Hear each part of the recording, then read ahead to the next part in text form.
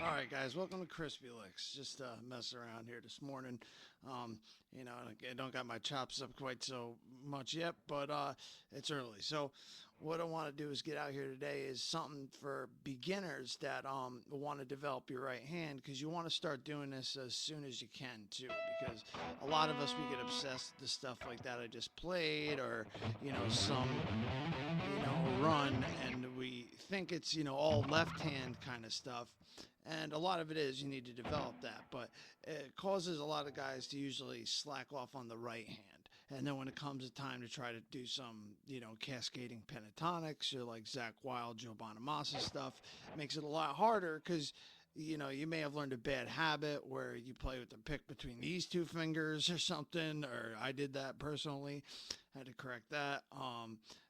Or there's a bunch of different little things that you can do. So today I'm going to get into the meat of how to just start, like, say, alternate picking right. From you learned your regular pentatonic scale, maybe the one in front of it or back of it, or part of them at least, and that's good, and we'll go from there, right? So I'm going to put a tab up. I'm going to jump right in here, because you don't need to see my face. You need to see the guitar. And now get even closer here. And so what we're going to do here, this tab, the first example, is, you see, it's just 10, 8, 10, 8. It's really simple. Like I said, this is for beginners or intermediate guys that didn't, didn't have the know-how or the chance to develop the right hand as much, because they didn't know what to do. I didn't know what to do at first either, right? So if you didn't see my last video about picks, they're super important for this. You got to have a pick that's like, you see this thing's super thick, but it doesn't flex much. I can force it to flex, but not much. And you want to have a good point on it. You don't want a real rounded edge, because you want to be able to, you want some pick slanting, if you know what I mean by that. I mean, the pick will be slanted forward a little bit, okay? And you see my guitar, I always kind of play classical style now, because that way my guitar is going in the direction I want to slant, okay? And we're just working with the bottom two strings, so, you can kind of have it, see if I get a shot here, where my pick's going down, right? But if you see this angle here, this angle, right? Since I don't have to arc and go across the strings like this, I can just, you can just focus. You don't have to worry about that, is what I'm getting at. You can just worry about the slant. Just get a good little slant forward, right? And then start on the high E string, 10, 8, right? And then 10, 8 on B. And it's just all alternate picking, right? So starting down, up, and eventually this whole down, up stuff and things like that, you won't even need to, you'll have it ingrained in you where you don't have to think about it or nothing like that, right? So, but the first example is just 10, 8, 10, 8. So practice that at a comfortable speed, and then try speeding it up, until you start to screw it up a little bit. That's what you want to do, and that'll help you pushing it. It's kind of like weightlifting, and you're trying to just get those last few sets, at the end. It's okay to be struggling with it a little, but you want a good amount of time of just doing it cleanly and, the right proper way first. You don't want to build a form first and then go for more of the speed and stuff like that. So then there's a couple ways you can look at this from 10, 8, 10, 8, like from scale wise. This could be box 2 in front of A minor, or it can be box 5 behind D minor, regular pentatonic here. Right, so you'd have this box, and then another box like that. And you can use this technique anywhere that there's, a box, even if it's 3 frets apart, like here, it should be a minor third, or this is technically called like a major second interval. But you don't need to know that to do this. So I'm going to have the tab up here. You see the example 1 is 10, 8, 10, 8, right? Just over and over again. It could be monotonous. It's a little boring. So what I recommend is you practice all the things you want to practice first, play your songs and stuff you're in at the time or whatever, and then at the end do like what I call a kill session, where you go through and do weird stuff, like say, especially if you're building the right hand, you can go on just one note and just see how long you can alternate pick it, and you could move around, maybe even go up backwards a scale or something,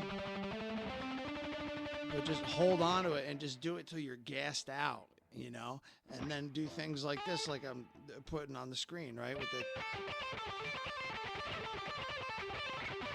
and see how gassed out you can get and then still do it. Think of it kind of like, like exercising. You need to build the stretching in your hands. You need to build the strength in them.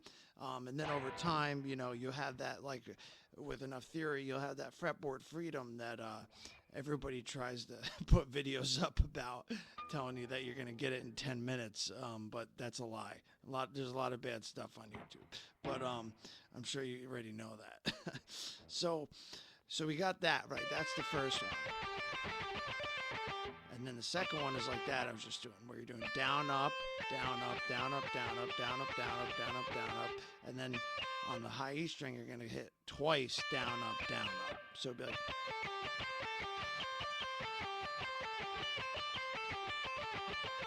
and you can throw it in there whenever you want.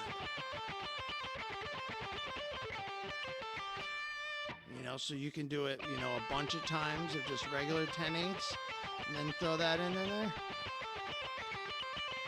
and then slide up maybe to the first position pentatonic, and go to your second one. And that's just, one way that you can, put this together to use, Think of it wherever you got your position 1 minor pentatonic, you got a box behind it and in front of it.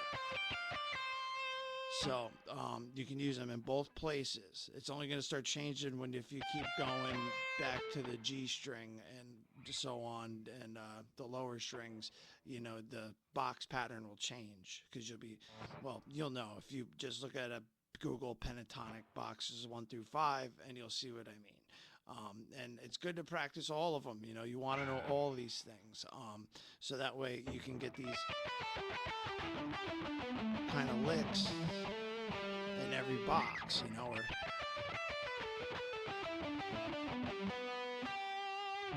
Okay, so but that's pretty much what I wanted to show you there is get this 10/8, and you can do it anywhere though. You can do 12/10. If you want to do an E minor, say.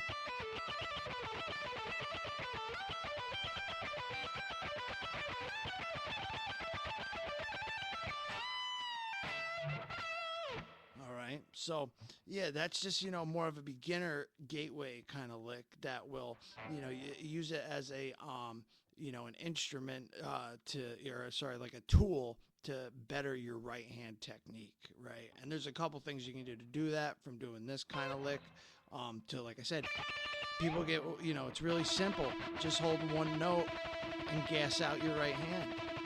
You know what I mean? It's not a hard concept. You can practice moving around some slides or going up down a scale, horizontally up and down the neck, and doing that, and you kind of kill 2 birds with 1 stone. So, yeah, I hope you like that. I hope this helped out, and the audio comes out all right. So, and definitely ask me any questions. I usually always get back to people. Yeah, be interactive with it, man. I'm here for you guys, and trying to build this channel up something good. So, yeah, hit me up in the comments. All right, brothers? Have a good one. And I know there's a couple sisters watching. I see my analytics. I know there's a whole 2 of you, but I'm hoping that increases too. So, all right, guys, have a good one.